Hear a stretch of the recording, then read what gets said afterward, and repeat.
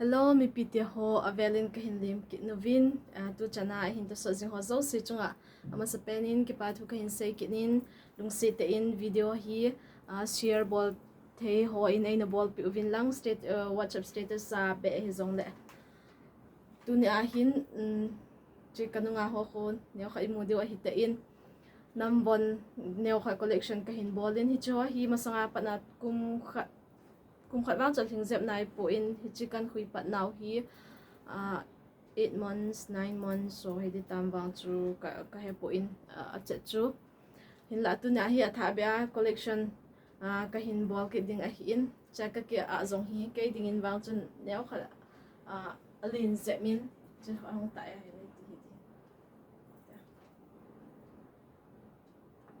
hi dia cái size lo za chu kan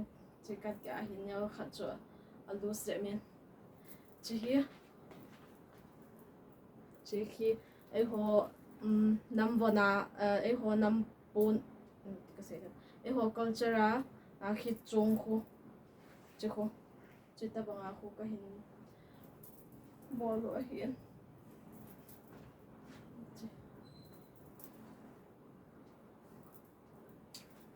chỉ camera hiện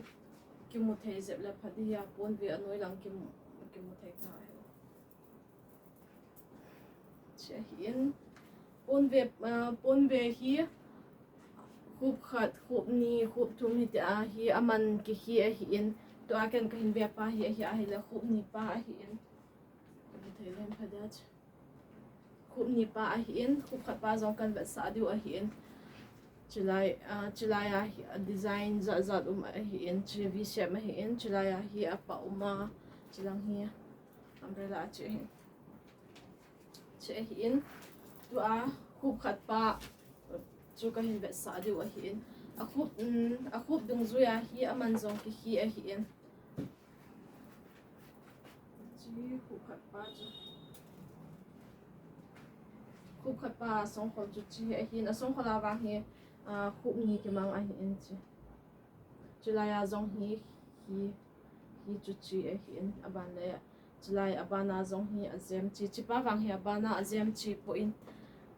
azem ta idei wa abana azem chi soi ti wa hi zong le chi pa azong hi chi sa the hi to ka hin ka apen vang hi chi po in che hin chỉ khúc khát pa song khol a hi in chi pa azong hi apon ve khúc ni ai de yuzong le hi the hi khúc ni khúc thumai de yuzong le hi the chi apon ve hi azem bang hi hong ki bang zep loading a hi in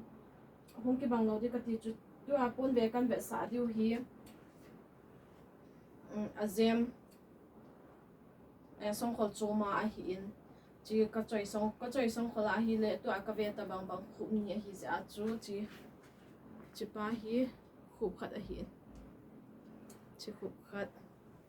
a xong khol chi hi adil wang chu ki bang adil wang chu chỉ ho ta bang mama hi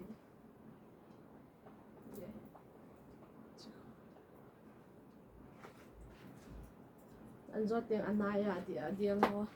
chlaya ke koi ho hi chlai chỉ adil a hiin chỉ apon ve a hiin chỉ khúc khat pa a hiin apon ve chu chi ka sei banga chu chi zong hi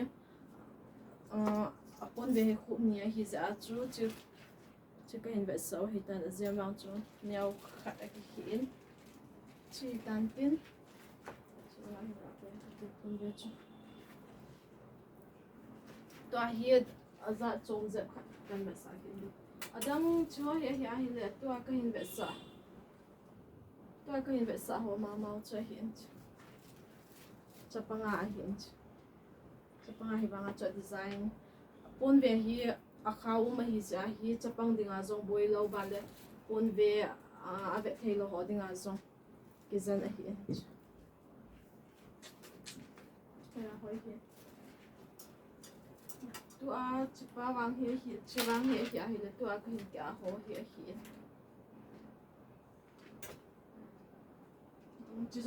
chỉ trong hi cái hình vẽ xã khu khật pa chú chỉ trong hi tòa cả kya ho chú nu mai ze mai de yu zong da omin chi nu mai ze mai chi vi se ma ma nu mai ze ma apon ve chu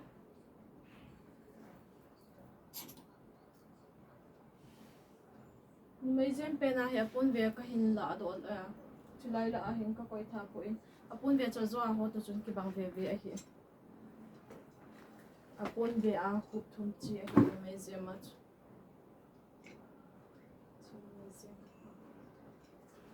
apun ve chu kan la kan ve sa ki diu kan ve sa diu tai ni mai ze ma pa chu chi hi a song khol hi a apun ve chi apun ve khup thuma chi a hin ka sei banga chu khup li a khup nga ai de le aman wang chu hum tam ze de hin e wanga chu e hui thei he numaya zo he kuna he abanda deal to kan be sa de chi fa the chi cha dia bande cha pon ve chi asong ko cha hi numaya chu to hi white color an available to ka hin a ho to hin ke bang a hin size le za hi ke thei si lo hi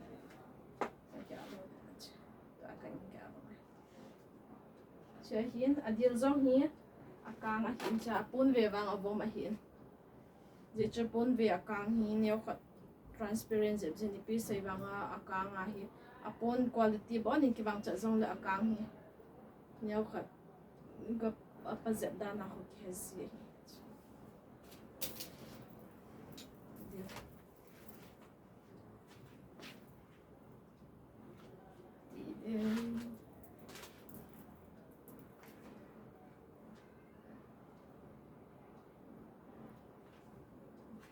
in adil hi ai ma de design color ip color hi le bol he hi chia ban the color dang khat kan ve sa de ta color hi color libo a hi in green a zong red na zong ban the blue a zong pink na zong bo na ka koyu a hi in cha apon ve chu apon ve bang hin la do da tang ka tin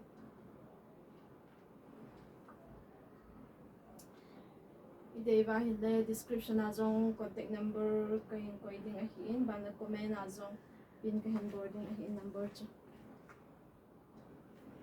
ki sai the you have chu ban le chu chu thum hi to ak ka hin ve so color chu a hi in maroon cha zong hi ko in chu a hi in 1 2 3 bona ki bang a hi in one yellow camera yellow red ho hi ha ba zin chi ha design za chu design ni neu kha ki hi hi aban thung hi ba nga cha hi zem tho abana zem tho che in apon ve chu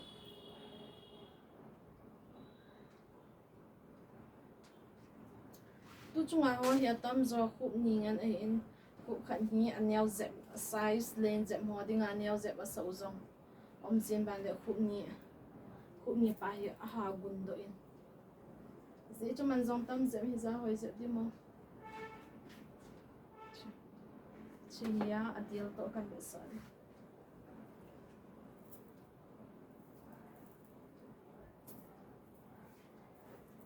adil chu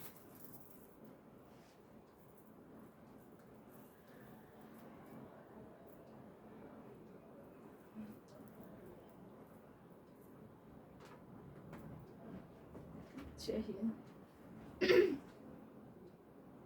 ap song ho zong khup ni apon ve zong khup ni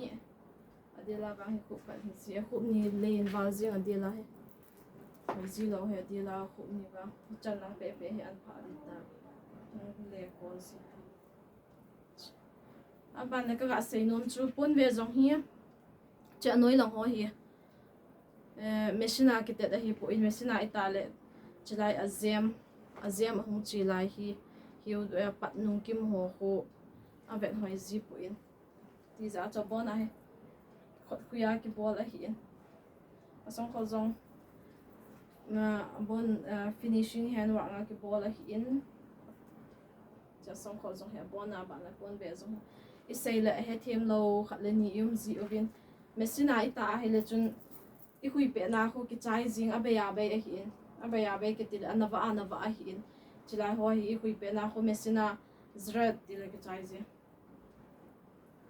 ki chai jing anung ama thang zi talo khot khuya hi til machine ita chai ting zong le Attire ki ball ki in tin na ban tin le hi ki manin tin he le khot khui ki ball hi khot zung hoin zong kho a kho von khui jing ho wang chun he ting a hi in mi kha khanin a ki hi dan do zi wa chu ne kha ka ga se he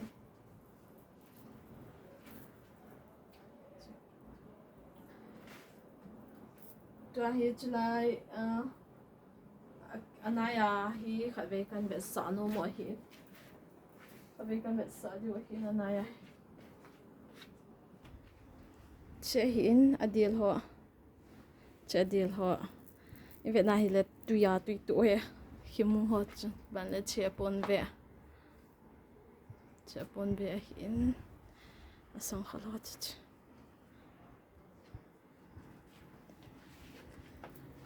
cha ka le lang ka koi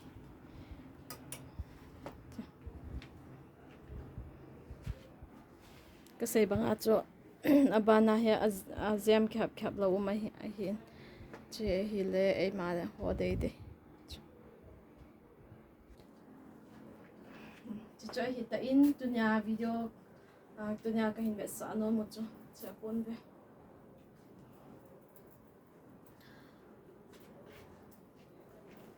chul thei lo a hi che ne ho nam bon ho he a khang I ti khang he zong la chul lo chan chui tan tin video ka hin sem na chu video abula pat achai chan hin ve pi ho zo se chunga avelin ki pa thu ka hin sei kinin aban video lang ting na ki moto ki taute bye